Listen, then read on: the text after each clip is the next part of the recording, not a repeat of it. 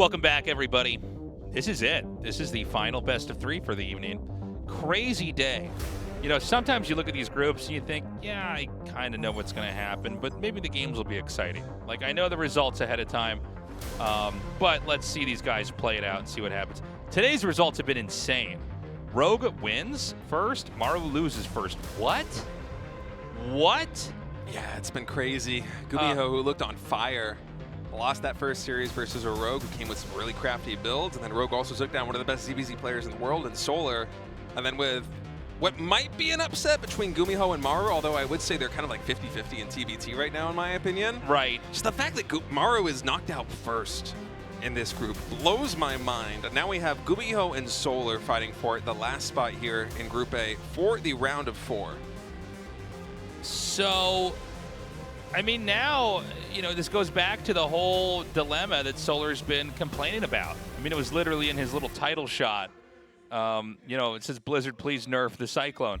No one is making more Cyclones in all of StarCraft 2 than GuMiho. No one seems to be better at leveraging the Cyclone than GuMiho. No one seems to be able to take as many bases as GuMiho right now with Cyclones. So the question is, does Solar take it head on, or does he try to cheese this game out, or at least 2 of these games out, before GuMiho can get out of control? Yeah, and I'm expecting GuMiho to be absolutely locked in. GuMiho, Rogue, and Bunny are the only remaining players in the GSL Code S who do not have a direct EWC seed. So for GuMiho, advancing to the round of 4 and staying on par with Rogue is going to be a critical part of his path to that final World Championship. All right, map 1 is loading up on ley lines. Solar versus GuMiho. One of them is going to the round of 4. One of them is going home.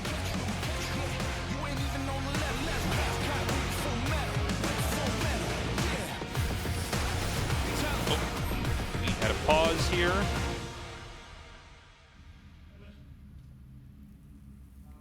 Oh, they have a sound problem. All right, we're going to send someone down to take a look, see what needs to be done. Second sound issue with Solar of the day here. I think his headset's some kind of an issue there before. Yeah. It happens. Usually it's the white noise machine more often than anything else. Yeah, the white noise machine is a little bit jarring the first time you use one. Mm-hmm.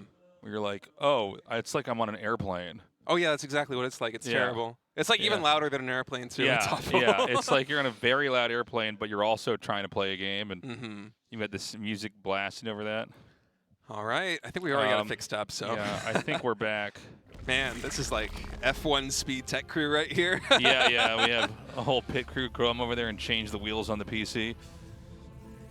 All right, let's get into this one. Solar spawning is the blue Zerg in the bottom left. GuMiho, the red Terran in the top right. Final match of Group A here in the round of 8. And again, for GuMiho, a very, very important series in his path to EWC. Yeah. Yeah, I mean, you know, some players are basically, they've crossed that finish line, you know, and they're going to go to the next race, which is EWC. Others have not, man. So, you know, different players have different stuff at stake. Just want everyone to have a good time, that sign said. I like that sign. I'm cheering for all the players, all the soldiers, both sides. I'm cheering for both armies. I just hope the strategies are exciting and the fans have a good time. Honestly, it is such a cliche, but I really am just cheering for good games half the time I'm here at the GSL. And honestly, we've been in for, we've had some really special games so far today. Oh, yeah. Rogue just played like very well crafted, clearly a lot of thought put into them, builds in his couple of series to advance in first place out of this group, and also just some really unique games. Like even the game 1 TBT between Maru and GuMiho was so cool. Both players gunning for mech right from the gates, and GuMiho going with that Hellbat timing attack. It's been a very unpredictable day, not just in terms of results, but in terms of the strategies deployed by each player on each map.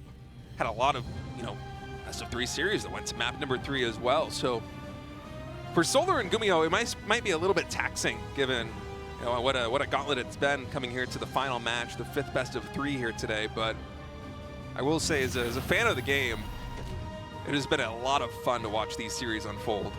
Yeah, it's been good games today. And, of course, we're going to get our Protoss filled tomorrow. Oh, yeah. I'm curious how long of a day tomorrow will be. PvP can be short. And even when it's not short, it does feel like it kind of propels itself to an end, you know. So we've got the command center, third command center actually starting here. So GuMiho once again just going to power up. Now, look, I'm going to say he's going to go for Cyclones here. I'll be shocked if he doesn't. The one game he didn't go for Cyclones, he got completely bashed. Huh. That's very unusual. Yeah, I don't know the what... Overlord to get sniped like that is wild, actually. Hmm. You know, it's funny. I almost had to do like a double take when I saw the Marines come out, where I'm like, wait a minute, is that not going to get back to safety? Because I'm so used to seeing the Overlord, or the player with the Overlord know exactly like how far to go up against the line and then step it back so you don't lose it. Right. But that Overlord was never getting back, so I don't know if there was something specifically, I can't even imagine what it would be, that he was looking for, that he needed to sack the Overlord to see, or if he just screwed up the opening. I think there must be a reason for this for Solar. Yeah, I'm just surprised, right? I'm not sure what information is worth that Overlord, but clearly it's something. We had one game where an Overlord was killed, but it's because it's really hard to hide it over the position it needed to be at. I mean, that already happened once today, but that's a very different situation. I was half expecting there to be 6 more Lings looking to try and surround those two. No, Marines. same thing. When I was watching it happen, I thought, wait a minute, like, there's got to be more to this than meets the eye. All right, well, Hellion Banshee opening here for GuMiho. And we're waiting for that, you know, additional factory confirmation right now. Oh, they're coming. Oh, I feel it in my bones, man. So the third CC is done. And we have Cloak here as well. He's going to fan the Hellions out. Just try to see if there's any other Lings that might come through here. And spores are being preemptively made exactly in places to help defend the drones from the Banshee. That doesn't mean the Banshee won't get kills. Usually you get, you know, 2 or 3, depending. It's pretty hard to deny the Banshee from getting anything. It's very much like an Oracle in that way. Yeah, it's just the way the air units move, they can fire down into workers. It's hard to kind of, in fact, things move in such a straight line from where they are to where you've clicked. They're usually going to get in there and get the damage done. 2 more factories in production now for GuMiho. We'll be finishing up. So we have seen a bit of a mix-up from GuMiho so far today in TBZ, whereas historically GuMiho and GSL Codes that we've had so far this year, so I guess historically going back like a month, he's been playing from Battle Mech like basically right as soon as those first couple of factories finish. But earlier on against Rogue, a player that he was, I think, anticipating some aggression on, went into double factory siege tank very early on, getting ready to basically brace and absorb the impact of that push, which it did. It worked fantastically well. But here in game number 1 versus Solar, a little bit of a different approach, going immediately into the Cyclones, getting that Magfield Accelerator, throwing down the armories. And so more of his tried and true battle mech is an opening. First couple of drones are going to go down, and of course no more should fall from that Banshee now that Solar is wise to the plan here of GuMiho. And we actually have a taxi coming to the station here at Tasteless. 4 Queens loading up in that Speed Overlord, getting ready to move across the map. And I'm not shocked at all. He wants to flatten this position. He doesn't want to get this into a long game. And so he's going to intercept this. I love it, but that also kind of gives away the ace up his sleeve. He sees it's coming out right now. A lot of Roaches and Raptors coming in. I believe the armory is done. I'm not certain. Yeah, I think you're right. Yeah, I think they should be able to morph into Hellbats once the fighting commences. Which is going to make a huge difference because the Hellions are not going to have anywhere to kite into. So he unloads the Queens right now. He's going to get a lot more Ravagers. SCV's repairing the Banshees for the time being. The Raven's out. Can't really be used that much. He's going to try to just pelt down these depots. He's going to drop the depots down and try to take a fight out here. Creep is being dropped. And Terran's supply blocked, by the way. And it's probably going to be supply blocked again because there's 2 more depots out here that you really can't protect. Ooh, Cyclones get caught by that bile. Got to go for that Overseer. Yeah, that's what he's hitting. He actually gets a nice transfuse. That was a funny interaction there. Yeah. Supply block problems are going to continue here for GuMiho. I think he's been really churning out the depots in the main base. So now what? I mean, do you want to pull away as Zerg? Do you say, I did my job? Command center's been lifted, and now you're just going to stay back? You're going to plant creep tumors here? I I think he might. He's gone all the way up to 77 drones. I think this was around like 50-something once the attack commenced. So he's done his job of lifting the command center, and now he's going to go into a really quick hive. So I wonder if this is going to be something like a Ragnarok-style, really fast Ultra switch coming in as these Banshees will spot this Queen. There's only 3 shots to take that Queen down with the 3 of them. Now these drones very exposed over here as GuMiho maybe has his eyes set on going for some kind of attack. So he's been joining it pretty heavily behind all of this and teching at the same time with a Spire, with a Hive.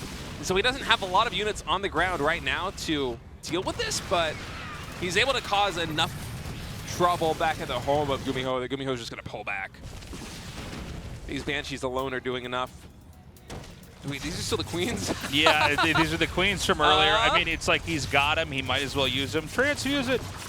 And he's just going to be like, any SCVs I can take, I'll take. There's a push coming down. Now the question is, like, did Solar with the drones he got, does he have enough to muster a force to take this on? There's Hellbats here now, so this is a lot more tanky. Even auto turrets coming down.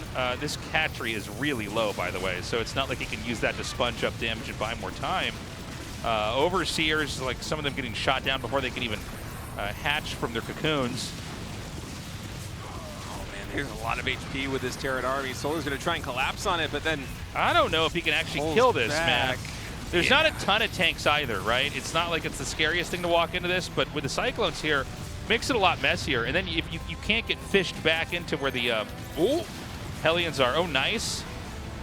2 Cyclones going down. Bio almost caught a 3rd one. The Cyclones really are the backbone of this army right now for GuMiho, and Solar, his front line is so deep in the red. The hatchery will fall. He is re-expanding to the 10 o'clock position right now, so another 4th base is in the works, and we have a really fast Greater Spire coming in. Too, okay, so he basically wants to try to do a Broodlord push coming up here. He kills the hatchery.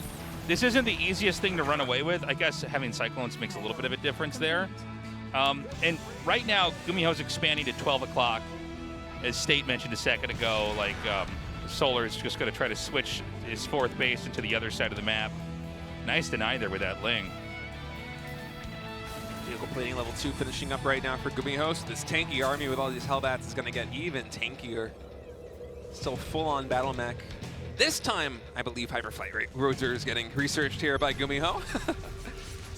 As those Banshees, he's been so good about getting value of them, not just today, but in general here, GSL Season 1, earlier on in GSL Season 2. And they pair so well with the Cyclones because the Banshees, once they have that speed, not only are they able to cloak and make it hard to die because they can also dive on these infestors, but they provide so much extra vision to the Cyclones with their speed. You don't have to use quite as many scans, but unfortunately for GuMiho, I'm not sure he's wise to the 6 Broodlords morphing in right now, and I feel like his army is going to be not the best at dealing with it. Yes, in theory, the Cyclones can connect with the Broods, but with so many Roaches and Ravagers on the ground, and of course, the Broodlings also that will be joining the fray, it's going to be hard to get in range, I think, of those Broodlords. I will say that a super fast Broodlord push like this is something that I haven't really seen deployed against this kind of battle mech style. Well, I just feel like, one of the key weaknesses of the Broodlords is that you can kind of just run away from them or run around them. Mm-hmm. And so you never have to really respect whatever position they've got. Even if they're pushing, you can do a big counterattack. But on the other sense, I mean, if you do attack into it, I think the Broodlords are very hard for the Cyclones to fight, right? Chunky, bulky units have a hard time versus this. Lock on. Is he going to scan? That's a lot of damage already done to those Broodlords. I feel like they need units on the ground to assist them to prevent the Cyclones from getting that lock on. There's some very expensive units here in the center of the map for Solar.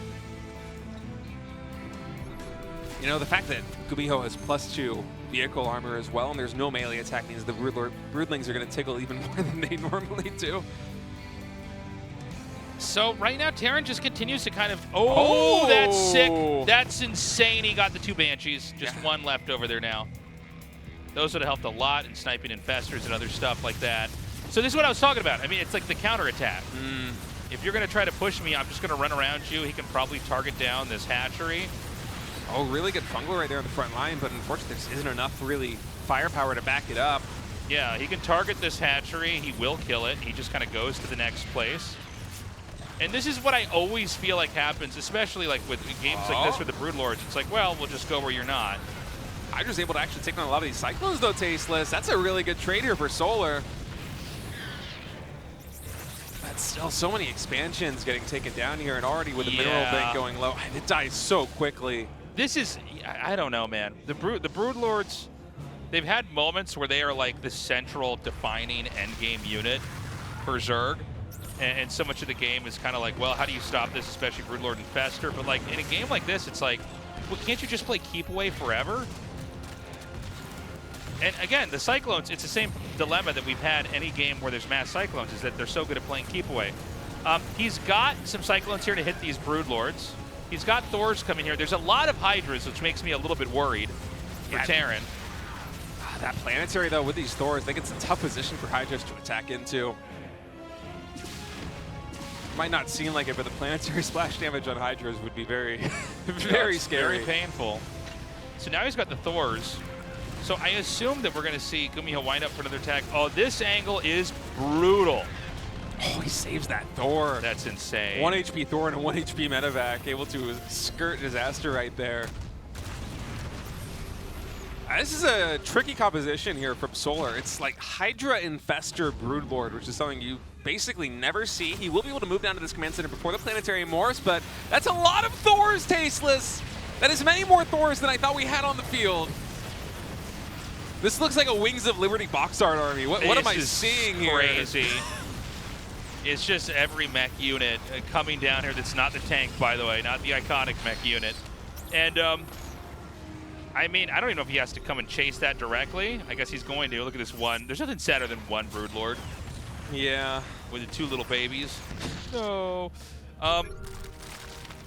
So, I mean, Zerg's continuing to try to like upgrade and play. The push is going to come out here. Tanks are now in the mix because you need to have an answer for these Hydras. So he's going to start to siege these tanks up and try to gain some ground here. And it's going to be the 6 o'clock hatchery. He wants to poke this out again. Infester Fungal is coming down here now. You know, the Zerg tries to take a couple more shots over here, but eventually it's time to unsiege the tanks and move in a little bit closer. Man, these Vipers with the Duck could do a lot of damage. All right, let's see how it goes. Blinding Cloud actually going to be utilized. Ooh, a lot of these Thors immediately take it out. They're very low on HP. Blinding Cloud also going to be forcing these Hellbats all the way to the very front, but is there just a little bit too much here for GuMiho? It just seems like there might be enough for the Zerg. You know, it depends on how the micro goes.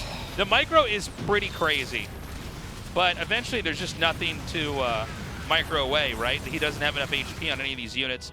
More tanks are coming down, and I think that, okay, that's going to be a GG. GuMiho wins that game.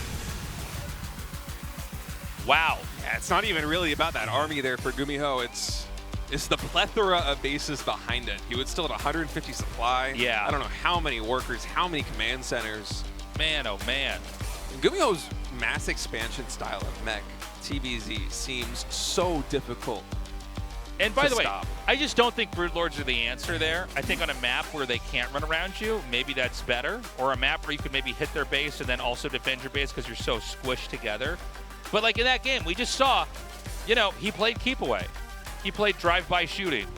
You saw the Broodlords, he tried to target a couple of them, that pushes them away. Then he loops down to the hatchery, he kills that, he moves through there. He's kind of moving around the map with impunity, and the Broodlords will never catch up. And by then, the Broodlords are so far away, you can come out and isolate them and hit them because they're not covered with Hydras and Infestors and everything else. Oh. Solar's taken the jacket off, ladies and gentlemen. GuMiho just entered the second stage of this boss fight. That's right. That's where Solar falls to the ground, and then like the music changes and the life bar fills back up, and it's like, oh, I'm in phase 2 of the boss fight. Yeah, I'm with you. I feel like the Broodlords were not it, but it's just such a tough cookie to crack. I mean, I think I'm supposed to say no with that. It's like, it's a tough cookie to crumble. Isn't that what they say? Like, yeah, there we go. All right, GuMiho versus Solar, game number 2. Will the cookie crumble? We're about to find out. Solar fighting for his life right now.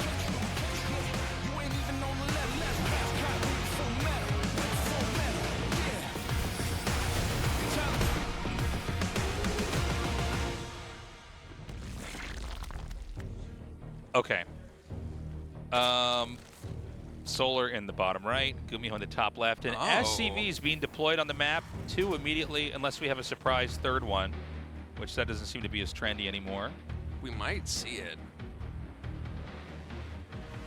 I want to see that minimap so bad, Tasteless. I want to see if there's a third SCV. Minimap. Nah, it's just going to be the 2 right. Oh, wait, there is a third one. There's a third one coming right now down the natural ramp. Have we not cast this year, right? I don't think we've had a game. I feel like no. Yeah. Okay, so it's going to be the classic scumbag SC2 bunker rush. And this could work. It could just end the game right here. Now, there's a variance where you make them all together, and then there's ones where you make 2 out here, and then you hide the third one eye shot away, because people can see that and then misread what you're doing. That's my personal favorite. Hatch gas pool here for Solar. So the Overlord is going in that direction. The number of games, by the way, where I see like an Overlord headed towards the proxy, and then I just see it suddenly change where it's going. Oh. I think if he keeps the rally point. Yeah, let's see if he keeps it. This will spot it. He may be Mr. Clicky Fingers. But I'm... Oh, he's Mr. Clicky Fingers! Clicky No! Why did you not go all the way? I'm telling you, I feel like this happens all the time where I'm like, no way. All right, SCV's coming in. Hatchery, 90% done. Drone's getting pulled. It's going to make the bunker wall. I can't really make a full wall in with this. The drones, oh man, that's a lot of idle time. He needs to get us around on the Marines, but yeah, the fact that they're so far away, I feel like this is drone pull is basically designed to stop the 3 bunkers from getting up, but the problem is that this is more of a slow creep. GuMiho was never intending to throw down 3 bunkers all at once. It's about the 3 barracks producing constantly. And this is the majority of Solar's economy not mining. It's 400 minerals a minute to 1,200 minerals a minute. The Marines are going to scale so much faster than the Zerglings here. Okay, the drones get back in. That's really important. The Queen's out, and the Spine is done. Can't get the SCV quite. All right, he cancels that. So what's the play now for GuMiho? Do you pull the SCVs from at home? I actually don't know. Because the way this is scaling, that was a lot of idle time. We have a lot of workers here for GuMiho. The Marine production is very high. We might reach a point. Yeah, the SCVs are getting bold. I think this is the right call. Once those Marines hit the critical mass, it is so hard for Zerg to stop it because the Lings, they need that surface area. You're not getting very much range damage done except for the Spine Crawlers and the Queens. So it's another Spine coming down here. He needs to probably hotkey the Spines to target. Oh, it's smart, yeah. Yeah, just because you do not need to hit SCVs right now. Solar with a perfect read, by the way, adding an additional Spine Crawlers. Yeah. Is it going to be enough, though? There was so much lost mining time from those drones, and now the SCVs are here. All right, this is it. He's going to move in right now. The SCVs need to tank. The Queen is quite low. He's going to try to stutter step micro through, I think. Up into the range.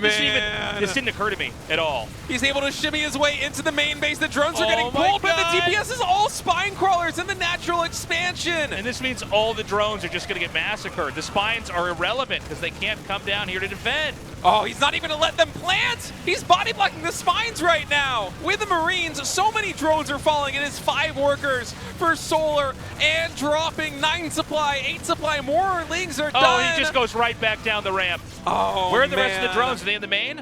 There's no drones. Oh, there's literally one no drones. Drone. Okay, there it is. That last one's killed. That's it. GG. And GuMiho is going to the round of 4. I don't know why that didn't occur to us that he could just run up the ramp. Like in my head, I thought he had to snipe the Queen if he could, then get gun down each Spine Crawler, but that was genius. Because to circumvent that, and with the SCVs, they're going to be able to target down the Lings. You know what I mean? The Marines are just going to shoot whatever's closest, which is the Lings again. And then he goes right up the ramp, which, by the way, I don't think there was any workers at the natural at that moment. So it was like, look at Solar. I mean, he can't believe it. That was a great game. That was a beautiful takedown.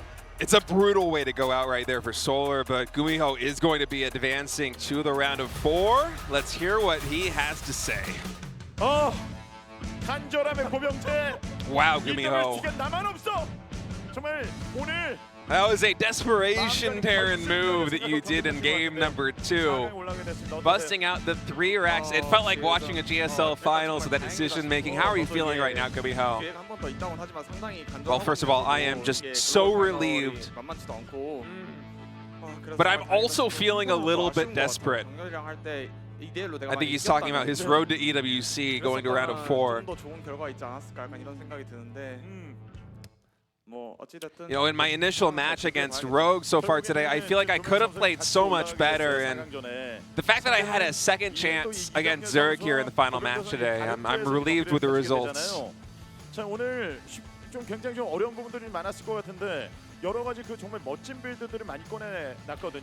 know, so far today, we have been through so many ups and downs with surprising results. Things did not necessarily meet our expectations.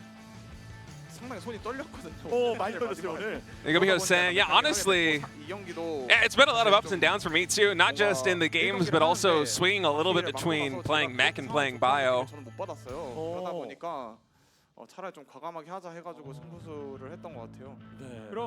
I felt like I had a good advantage coming into today against my opponents. The matchups, they felt like they should be favorable to me.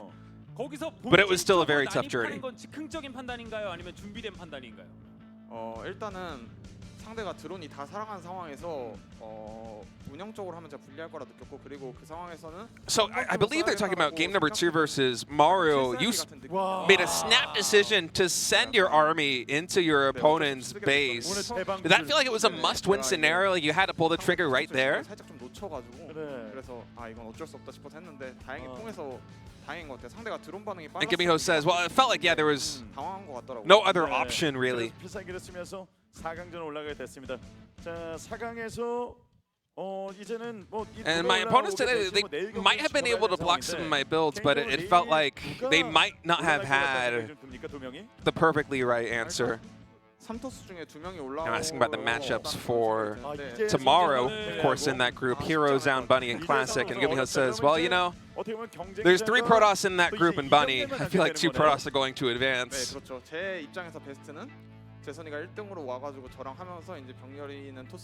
And if that happens, he's saying his only rival is going to be Rogue.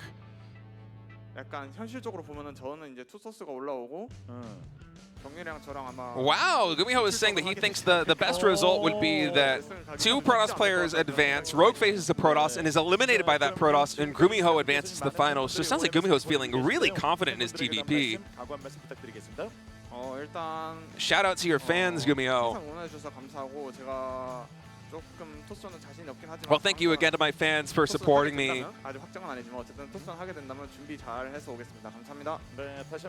If I have to face a Protoss player in the round of 4, I'm going to work really hard to beat him for you guys. Well, this was a great day of games. What a way to end it, too. Yeah. That last match almost made me a little bit dizzy. Yeah. Well, that was so crazy, so hype.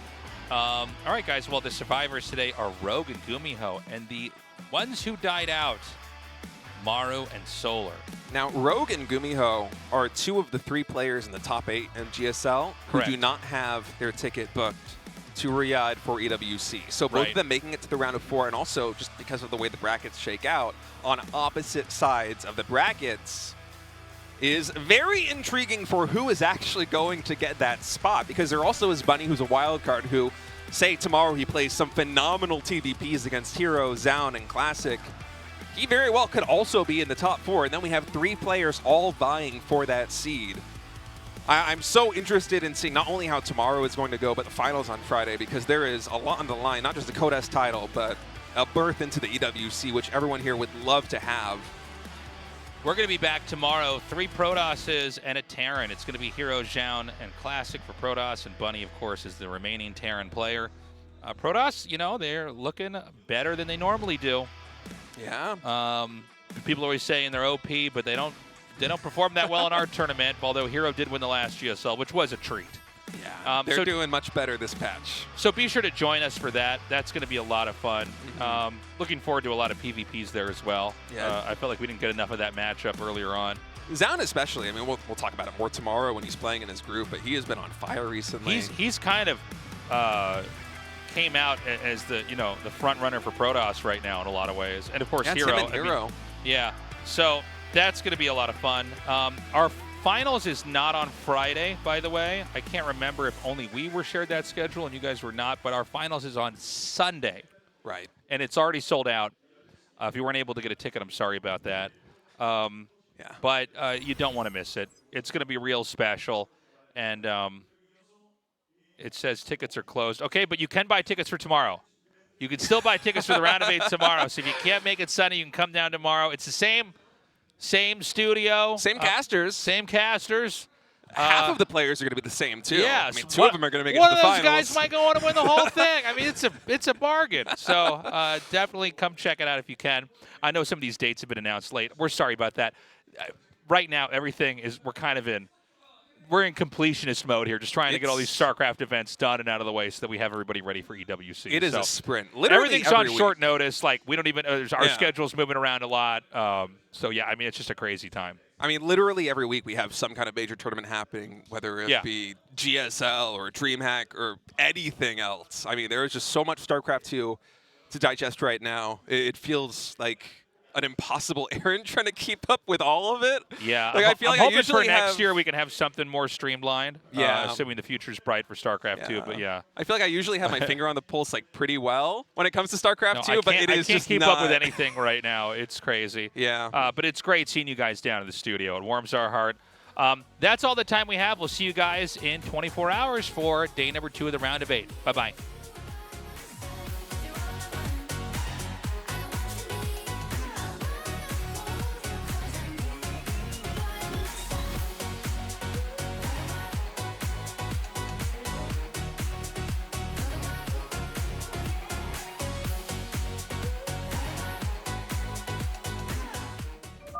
Incoming transmission.